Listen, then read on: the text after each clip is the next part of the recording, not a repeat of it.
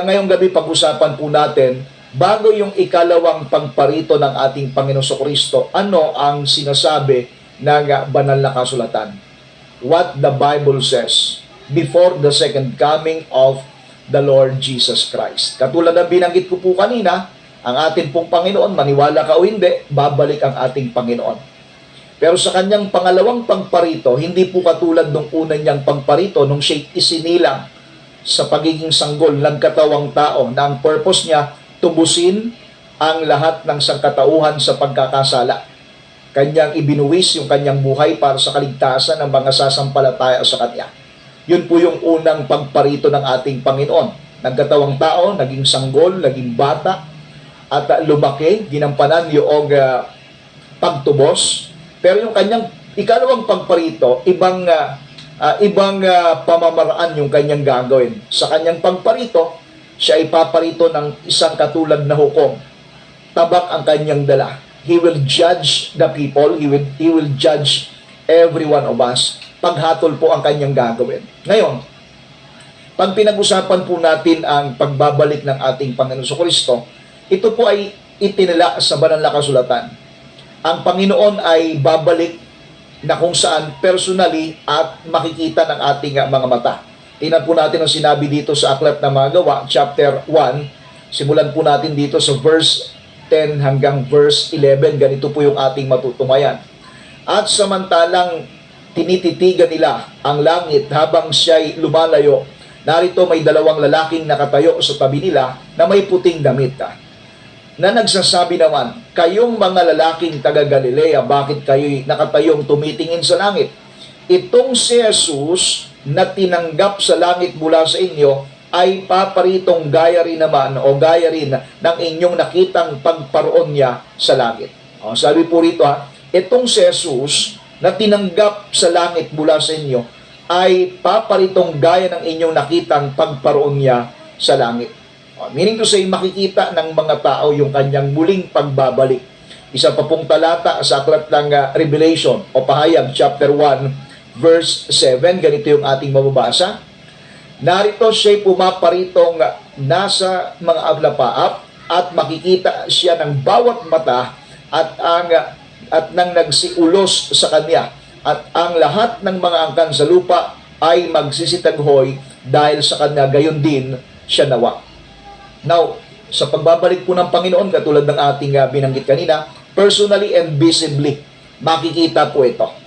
Ngayon, sa kanyang pagbabalik, babalik siya na execute niya yung kanyang kapangyarihan. Sabi po na aklat ng Mateo chapter 24 verse 30, sunod po na talatang ating babasahin. 24 verse 30 ng aklat ng Mateo, ganito ang sinasabi. At kung magkagayoy lilitaw ang tanda ng anak ng tao sa langit, at kung magkagayoy magsisitaghoy ang lahat ng mga angkan sa lupa, at makikita nila ang anak ng tao na naparitong sumasa ang mga alapaap ng langit na may kapangyarihan at dakilang kaluwalhatian. Sa kanyang muling pagbabalik, siya po ay may kapangyarihan at dalang kaluwalhatian. He will be coming in heaven with power and great glory. Andyan po yung pagparito ng Panginoon. Hindi po katulad nung una, siya'y nagkatawang tao sa kanyang pagpaparito, yung kanyang kapangyarihan, yung kanyang power and glory ay kanyang iahayag. Another thing sa kanyang pagbabalik, kanyang bubuhayin yung pong mga namatay kay Kristo. Yun po yung una niyang bubuhayin at yung mga natitirang buhay ay aagawin sa alapaap. Yun po yung sinasabi ng unang Thessalonica chapter 4, verse 16 hanggang 17.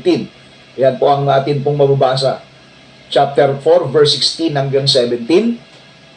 Ang sabi po ay ganito, sapagkat ang Panginoon din ang bababang mula sa langit na may isang sigaw, may tinig ng arkanghel, at may pakakak ng Diyos, at ang nangamatay kay Kristo ay unang mga bubuhay na mag-uli. Kung magkagayon, tayong nangabubuhay na nangatitira ay aagawin kasama nila sa mga lapap upang salubungin ang Panginoon sa hangin, at sa ganito isa sa Panginoon tayo magpakailanman. Sa kanyang pagbabalik, kanyang bubuhayin yung mga namatay kay Kristo. Yun po yung una niyang bubuhayin. Samantalang yung mga buhay na abutan ng Panginoon ay kanyang aagawin kasama nila doon sa alapaap. Now, yun po yung pagparito ng ating Panginoong Kristo. Yun po yung mga talatang binabasa po natin. At hindi lamang yun sa kanyang pagpaparito, ang purpose niya ay hatulan yung sangkatauhan. Sa Matthew chapter 25, verse 31 to 46, nandun po yung ipinakita, yung paghatol na gagawin. Yung hiniwalay yung nasa kanan, hiniwalay yung nasa kaliwa. At alam po ba, meron pong sinasabi rito sa aklat ng ikalawang Tesalonica, chapter 1, verse 7 to 10. Tinan po ninyo kung sino po yung mga hatulan ng Panginoon. Ang sabi po rito sa verse 7, ikalawang Tesalonica 1:7 hanggang 10, at kayong mga pinaghati ay bigyang kasama namin ng kapahingahan sa pagpapakayag ng Panginoong Hesus mula sa langit, na kasama ng ang kanyang mga anghel ng kanyang kapangyarihan na nasa nagdiningas na apoy. Verse 8, na mangaghihiganti sa hindi nagsikilala sa Diyos at sa kanila na hindi nagsisitalima sa ebanghelyo ng ating Panginoong Hesus. Tingnan niyo po sa pagbabalik ng Panginoon sa kanyang muling pagparito, maghihiganti siya una doon sa hindi kumilala sa Diyos. Kaya ang tanong po ngayon, kumikilala ka ba sa Diyos? Ikaw na nanonood ngayon, definitely yes. Yung mga nakikinig ngayon, andun po ba talaga yung ating pagkilala sa Diyos? Yung pagkilala sa Diyos, hindi lang dapat kilala natin, alam natin yung pangalan. Ang tamang pagkilala sa Diyos ay yung pagsunod sa Kanyang utos. Yung tayo nagpapasakop sa Kanyang utos dahil yun po yung tamang pagkilala. Kasi pag sinabing kinikilala natin, binibigyan natin ng karangalan bilang Diyos at binibigyan natin ng pagsunod yung Kanyang salita. Ngayon, ang sabi ng Panginoon sa Kanyang pagpaparito, maghihiganti siya sa hindi nagsikilala sa Diyos at sa kanila na hindi nagsitalima o hindi sumunod sa ebanghelyo ng ating Panginoong Hesukristo. Kaya nga, napakalaga na meron pong nangangaral, nagtuturo sa atin ng banal na kasulatan na nagtuturo ng ebanghelyo, ng mabuting balita. Dahil kapag hindi tayo tumalima, hindi tayo sumunod, kasama po tayo sa hatulan. Verse 9, na siyang tatanggap ng kaparusahan na walang hanggang kapahamakan mula sa harapan ng Panginoon at mula sa kaluwalhatian ng kanyang kapangyarihan. Pagkaparito siya upang luwalhatiin sa kanyang mga banal, upang siya'y maging kahanga-hanga sa lahat ng mga nagsisampalataya sa araw na iyon, sapagkat ang aming patutuo sa inyo ay pinaniwalaan. So kita po ninyo sa kanyang pagparito, andun po yung kanyang paghihiganti. Kanino? Doon sa hindi kumilala sa Diyos at hindi nagsitalima sa ebanghelyo. Kaya nga, dapat alam natin yung ebanghelyo, alam natin yung mabuting balita. Dahil ang ebanghelyo, sabi nga ni Apostol Pablo, hindi ko ikinahihiya ang ebanghelyo sapagkat siyang kapangyarihan ng Diyos sa ikaliligtas. Nino? Ng bawat sumasampalataya, unay sa Hudyo at gayon din sa Grego. Ngayon, yung ebanghelyo, hindi natin ito kinakaya dahil ito yung kapangyarihan ng Diyos.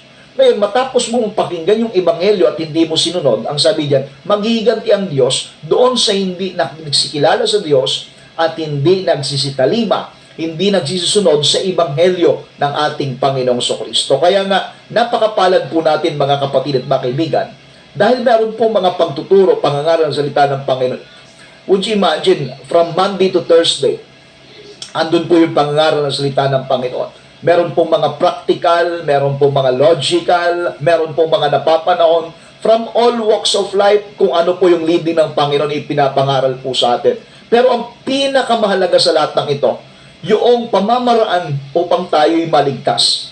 Yun pong ebanghelyo na dapat nating sundin at ganapin dahil babalik ang ating pong Panginoong Kristo sa kanyang muling pagbabalik. Tandaan po natin, siya po ay bilang hukom.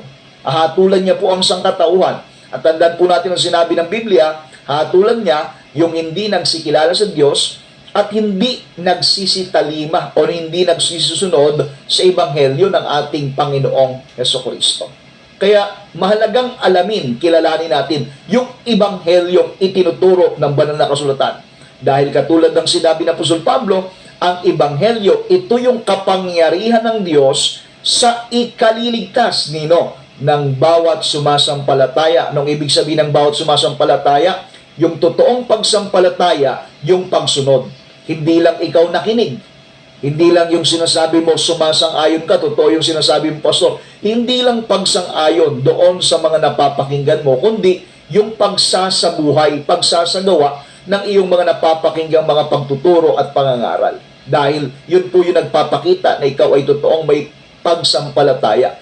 Dahil ang pananampalatayang walang gawa, patay sa kanyang sarili. Ibig sabihin, yung pananampalatayang walang gawa, yan ay hindi makapagliligtas.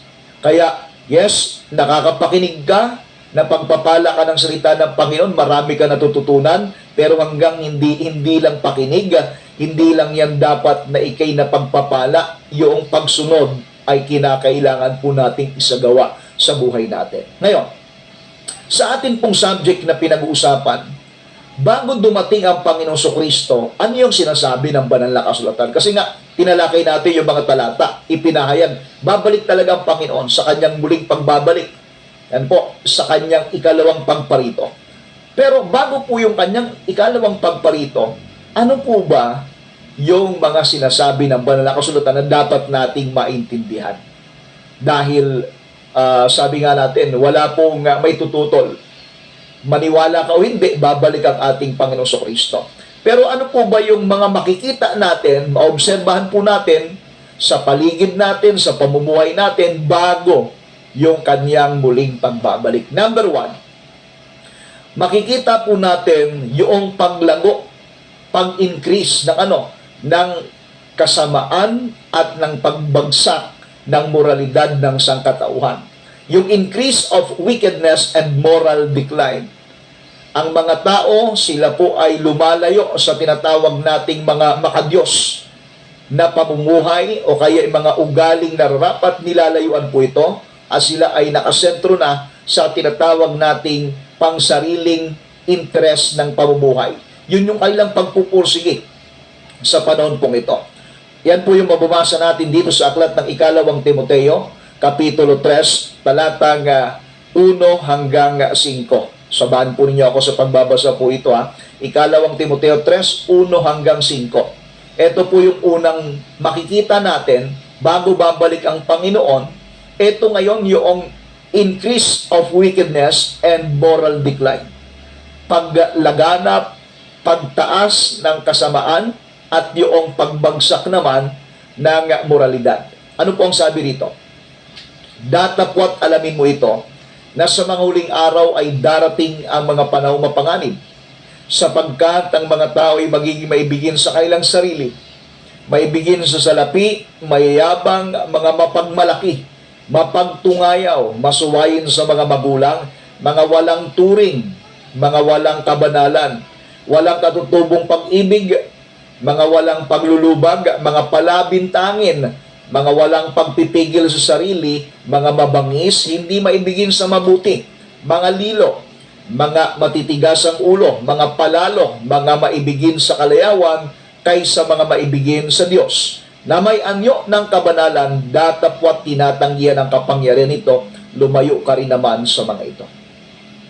Ito yung panahong mapanganib, na kung saan, sa huling mga araw, darating daw po yung panahong mapanganib. So itong panahon po nating ito'y may ugnay dito sa mga talatang binasa natin kasi nga very rampant ito pong mga pag-uugaling ito na hayagan sa ating panahon. Ano pong mga pag-uugali? Yung tao magiging maibigin sa kanilang sarili o kaya makasarili, selfish. Kumbaga palaging iniintindi kung ano yung kapakinabangan sa kanyang sarili. Ano pa? Maibigin sa salapi. Kumbaga sa ibang termino mukhang pera. Maibigin sa salapi. Tingnan niyo po bakit grabe po yung katiwalian. Bakit grabe yung issue ng korupsyon. Yung pag-ibig sa salapi, yung pagiging ganid o sakin sa salapi. At ang pag-ibig sa salapi, sabi po ng aklat ng unang Timoteo 6:10, ang pag-ibig sa salapi, ugat ng lahat ng uri ng kasamaan. Yan yung nagiging dahilan bakit talamak yung korupsyon. Bakit may mga katiwalian na nakikita tayo. Now, ito ngayon, masyado po itong hayag sa atin pong panahon. Ano po yan? Ang tao'y maging mayabang, mapagmalaki, mapagtungayaw, yung mapagtungayaw, palamura, masuwayin sa mga magulang. Yan po yung generation natin ngayon. Talagang nandun laban yung mga bata, laban yung mga anak sa kanilang mga magulang. Mga walang turing. Anong ibig sabihin ng walang turing? Unthankful. Hindi marunong magpasalamat. Minsan binigyan mo na, meron pang komento, binigyan mo na, ininsulto pa yung ibinigay mo. Walang kabanalan, walang katutubong pag-ibig, walang paglulubag, mga palabintangin, mga walang pagpipigil sa sarili. Mga mapupusok na ito mabangis, hindi maibigin sa mabuti. Mga lilo o kay mga traidor, matitigas ang ulo, mga palalo, maibigin sa kalayawan kaysa mga maibigin sa Diyos. Tignan natin wala na yung pagmamahal ng tao sa Diyos. Unti-unti nang inilalayo. Pagdating ng araw ng panambahan, sa halip na pupunta muna sa sambahan, ang inuuna, yun pong mga kalayawan, pupunta sa mall, pupunta sa mga happenings, mga gimmicks, sa halip na pumunta sa pagsamba sa ating Panginoon. Yan sinasabi ng Biblia, maibigin sa kalayawan kaysa maibigin sa Diyos. May anyo ng kabanalan, data po tinatanggihan ng kapangyarihan nito. Makikita mo, nandun po yung tila baga makadiyos. Sa bahay, may mga nakasulat na mga verses, may nakasulat, God bless our family. Sa sasakyan, may nakasulat, God bless our trip. Meron pang memory verse o meron pang scripture. Meron pang talatang nakasulat sa kanilang tahanan, sa kanilang sasakyan. At meron pang mga libreta o meron pang mga crucifixion na suot-suot para po bagang sinasabi, makadiyos. May anyo ng kabanalan, pero tinatanggihan ang kapangyarihan nito. Ibig sabihin, hindi nakikita sa buhay yun pong pagiging banal. At yan po yung sinasabi ng Biblia na unang palatandaan bago po babalik ang atin pong Panginoon. Yan po yung panahong mapanganib na yung nandun yung increase of wickedness and moral decline. Pagtaas ng kasamaan at pagbagsak ng moralidad ng sangkatauhan. At yan po yung panahon po nating ito, na kung saan nasa panahong mapanganib po tayo, mga kapatid. Kumbaga, ang panahong mapanganib, it deals with character of men in the last days. Yung mga pag-uugali ng tao sa huling mga araw. At ito po yung araw na ito. Kaya nga, bago babalik ang Panginoon, eto ngayon, nakikita natin, increase of wickedness and moral decline. Pangalawa, ang Ebanghelyo, ito'y ipapangaral sa lahat ng mga bansa. Ang mensahe ng kaligtasan ay aabutin ang lahat ng bansa bago dumating yung tinatawag nating katapusan. Yun po yung sinasabi na aklat ng Mateo chapter 24 verse 14. Dahil ito po'y may kaugnayan bago babalik ang Panginoon at saka yung end of the world, bago po yung pagkatapusan ng sanlibutan, may papangaral muna ang Ebanghelyo. Ano pong sabi diyan? At ipangangaral ang Ebanghelyong ito ng karian sa buong sanglibutan sa pagpapatutuo sa lahat ng mga bansa at kung magkagay darating ang wakas.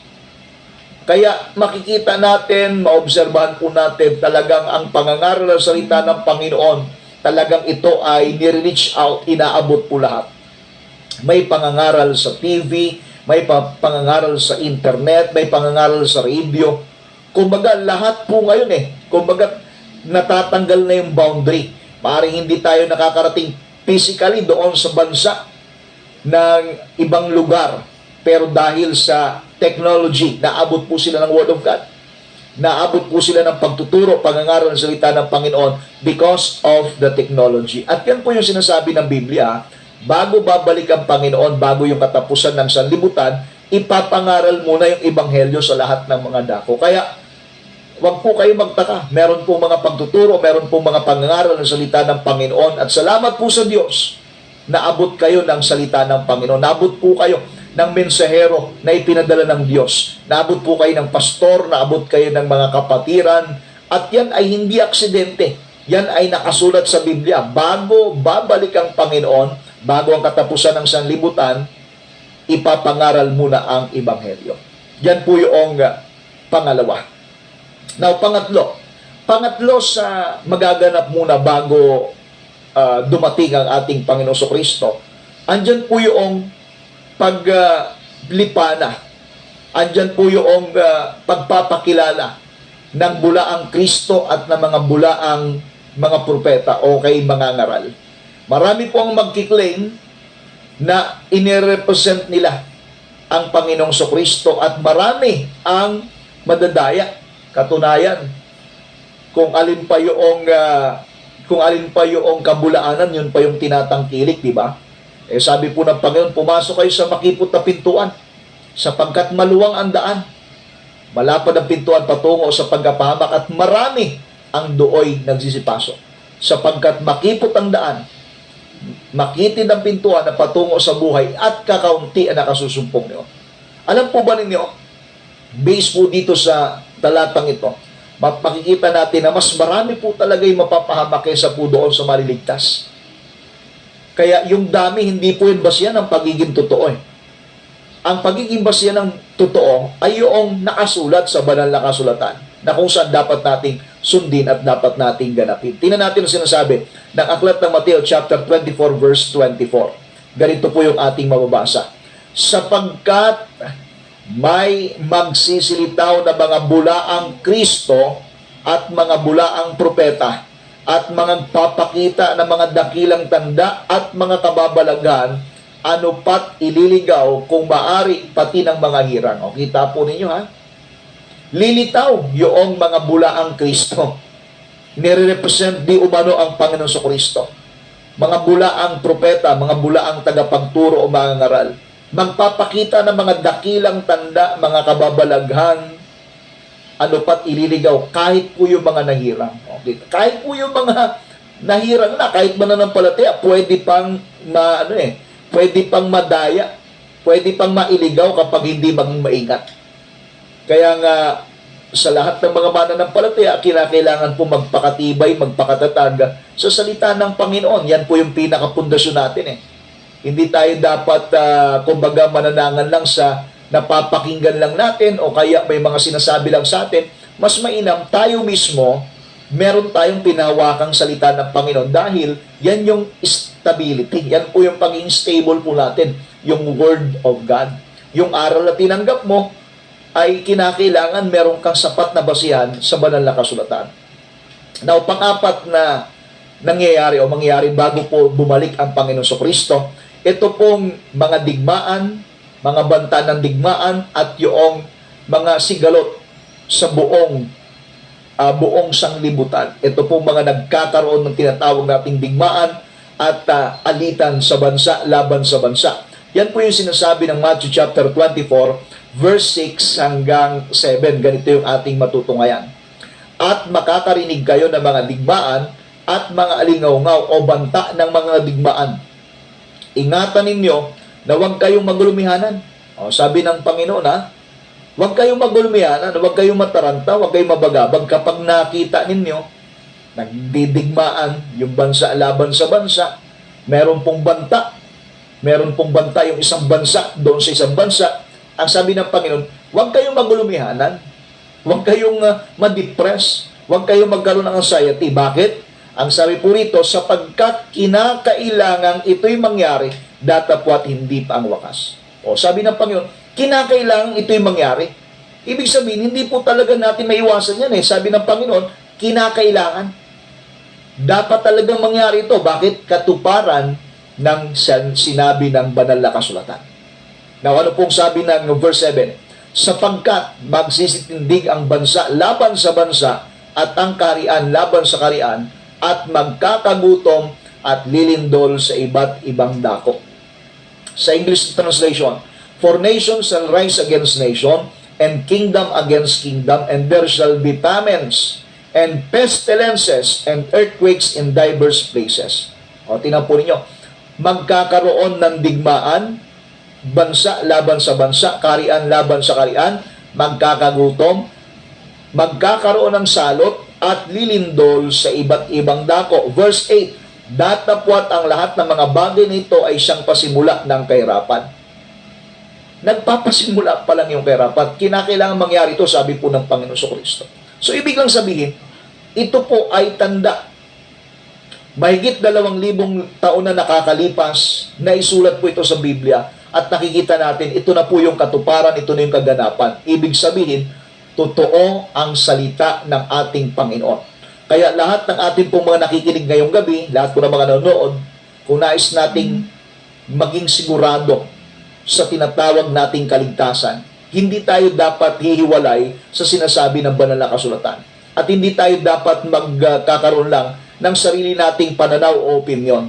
Pag pinag-usapan po natin, mga kapatid at mga kaibigan, ang pag-aaral ng salita ng Panginoon, hindi po dapat yung opinyon mo, hindi rin yung opinyon ko, o kung sino man o kanino mang opinyon ang dapat mangibabaw. Ang dapat na mangibabaw kung ano ang sinasabi ng banal na kasulatan. Kaya nga iniisa-isa po natin dahil gusto po nating kumbaga maging detailed sa atin pong mga tagapakinig, yun pong ating pinag-aaralan. Now, isa pa pong binabanggit ng Biblia, bago po dumating ang ating Panginoon Kristo, meron po tayong tinatawag na natural disasters and disturbances. Ano pong sinasabi po rito sa Luke chapter 21? Lucas 21:11. Ganito po ang ating matutunghayan. At magkakaroon ng malalakas na lindol. O, kita po niyo, malalakas na lindol. At sa iba't ibang dako ay magkakagutom at magkakasalot at magkakaroon ng mga bagay na kakilakilabot at mga dakilang tanda mula sa langit. Ito po ang sinasabi ng banal na kasulatan. Bago babalik ang Panginoon, magkakaroon muna ng malalakas na lindol. Ilan na po ba ang natagpuang patay doon po sa lindol na tumama sa Venezuela na meron po 7.2 magnitude? Nung huli kong pagtingin, nasa 1,400 plus na mga patay na ang na-recover. At hindi lamang yan, marami pang mga ibang mga bansa ang niyayanig. Hindi lamang po ordinaryong lindol. Ang sabi po ng Biblia, magkakaroon ng malalakas na lindol at sa iba't ibang dako ay magkakagutom at magkakasalot. O tingin po, yung mga salot talaga naglilipanan, yung mga virus, yung mga iba't ibang mga karamdaman, mga sakit na epidemya. Yan po ay nakasulat sa Biblia. Magkakaroon ng kakilakilabot at mga dakilang tanda mula sa langit. Magugulat, mamamanga ka, bakit may mga pangitain, bakit may mga ganitong mga pangyayari. Mamamanga yung tao, bakit nangyari mga bagay nito. Ngayon, ikaw po nakakilala sa salita ng Panginoon, nakakilala ka, nakaunawa ka ng sinasabi ng Biblia, hindi ka na magtataka. Sasabihin mo, yan yung napakinggan ko, yan yung nabasa namin sa Biblia. Na sinasabi ng Panginoon bago siya muling paparito, andyan muna yung mga natural disasters and disturbances. Andyan yung lindol, malakas na lindol. Andyan yung gutom sa iba't ibang dako. Andyan yung salot. Kumbaga, yung pong mga kalamidad, andun yung pagtaas eh. Napapansin po niyo itong global warming. Yan po ay nakasulat sa Biblia. Yung calamities will increase. O, tinan po niyo yung sa Europe, di po ba? Ilan na po yung namatay dahil sa heat wave na nangyari, na naranasan po nila. Iba-ibang lugar na kung saan ipinapakita yung mga kalamidad, ito ay nag-i-increase. Ito ay dumadami. Iba't ibang mga dako, nandoon yung mga disturbances, mga pagkakaiba-iba ng tinatawag nating klima at ng mga disasters na nangyayari. At yan po ay nakasulat na sa banal na kasulatan. More than 2,000 years ago, isinulat niyan.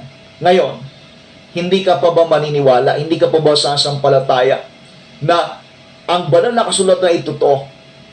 Na kung saan, kung totoo ang banal na kasulatan, dapat tayong sumunod at mamuhay ng ayon sa sinasabi ng banal na kasulatan. Kaya, again, magpasalamat po tayo dahil meron po tayong mga napapakinggan mga pagtuturo, pangangaral na katulad po nito, dahil ito po ay disenyo ng Panginoon upang tayo ay magkamit ng kaligtasan. Naorient tayo sa mga bagay na dapat nating gagawin. Ayun, pang-anim na tanda o mga itinuturo ng Biblia bago po babalik ang Panginoon, yun pong mga pag-uusig sa mga mananampalataya, pag-uusig sa mga tagasunod kay Kristo. Dahil nandun yung pagkamuhi, andun po yung pagsusubok sa kanilang pananampalataya. Ang sabi po ng aklat ng Mateo chapter 24 verse 9, ganito po yung ating matutunghayan sa talatang ito. Kung magkagayoy ibibigay kayo sa kapigatian at kayo papatayin at kayo kapuputan ng lahat ng mga bansa dahil sa aking pangalan. Andyan po yung pag-uusig, andyan po yung panlalait, andyan po yung pang-insulto, At worst, andun po yung persecution to the extent meron pong mga pinapatay, meron pong mga ikinukulong, at yan po yung nakasulat sa banal na kasulatan. Sinabi po yan. Marami pong mga mamumuhi, kapuputan sa kanilang pananampalataya, uusigin sa kanilang paglilingkod, sa kanilang pagsunod sa salita ng ating Panginoon. At number 7, andyan po yung mga pagtalikod, andyan po yung paglayo sa pananampalataya. Ang sabi po rito sa ikalawang Tesalonica chapter 2 verse 3, ganito po ang ating mababasa. Huwag kayong padaya kanino man sa anumang paraan, sapagkat ito'y hindi darating maliban ng dumating mula ang pagtataliwakas o pagtaliwakas at mahayag ang taong makasalanan na ang anak ng kapahamakan. Meron pong tinatawag tayong pagtaliwakas. Ano po ito? Falling away. Yun pong mga nalalaglag, yun po yung mga nawawala, yun pong mga nalalayo, o kaya ay yun pong mga nawawala sa pananampalataya. Na kung saan, andyan po yung tinatawag natin sa English na the great apostasy, yung falling away. Kaya sa mga kapatiran, mahalaga na yung tayo ay magpapakatataga, tayo po ay magpapakatibay sa atin pong pananampalataya, paglilingkod sa Panginoon. Kumbaga ngayon pong panahon ito, andyan po yung ligligan, uugayin talaga yung ating pananampalataya, uugayin talaga tayo. Pero tandaan mo, kahit anong paguga yan, kapag naintindihan mo kung saan ka nakatayo at meron kang pinangawakan sa salita ng Panginoon, ikaw ay katulad ng isang taong matalino nagtayo ng kanyang bahay sa ibabaw ng bato. Dumating yung ulan, umihip yung hangin, hindi bumagsak dahil nakatayo sa bato. Kaya kapag ang iyong pananampalataya, meron kang pundasyon ng salita ng Panginoon, hindi yan guguho. Ibig sabihin, yan ay merong matibay na pundasyon dahil nakalagay sa tinatawag nating pundasyon ng salita ng ating Panginoon. Now, panghuling binabanggit ng Biblia bago po darating ang Panginoon sa kanyang muling pagbabalik, yun pong pagbangon ng tinatawag nating taong makasalanan, yung man of sin, na ito ay nagre-represent sa Antikristo, yung Antichrist. Ang Antichrist, ito po'y makapangyarihang mandaraya na sinasalungat ang Diyos at itinataas niya yung kanyang sarili. O, yan po yung yung Antichrist. Powerful deceiver po ito. Makapangyarihang mandaraya o manlilin lang po ito, na kinokontra niya ang Diyos at itataas niya yung kanyang sarili. Mapapansin po niyo, masyadong deceptive po ito, masyado po itong mapanlinlang, mapandaya. Dahil, kumbaga, itong Antichrist nito, matalino po ito.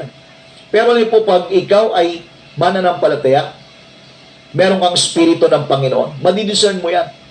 Ibig sabihin, mararamdaman mo kung sa Diyos o hindi sa Diyos. Mararamdaman mo sa puso mo kung mali na yung kanyang ginagawa o yung kanyang sinasabi. Now, ano pong sabi po rito? Sa ikalawang Tesalonica chapter 2, verse 3 hanggang 4. Ganito po yung ating mababasa. Huwag kayong padaya kanino man sa anumang paraan, sapagkat ito'y hindi darating maliban ng dumating mula ang pagtaliwakas at mahayag ang taong makasalanan ang anak ng kapahamakan. Verse 4, na sumasalangsang at nagmamataas laban sa lahat na tinatawag na Diyos o sinasamba. Ano pat siya'y naupo sa templo ng Diyos na siya'y nagtatanyag sa kanyang sarili na tulad sa Diyos. Kaya nga, doon sa kanyang panlilin lang, kukontrahin niya ang Diyos, kukontrahin niya yung mga bagay patungkol sa Diyos, at itataas niya yung kanyang sarili.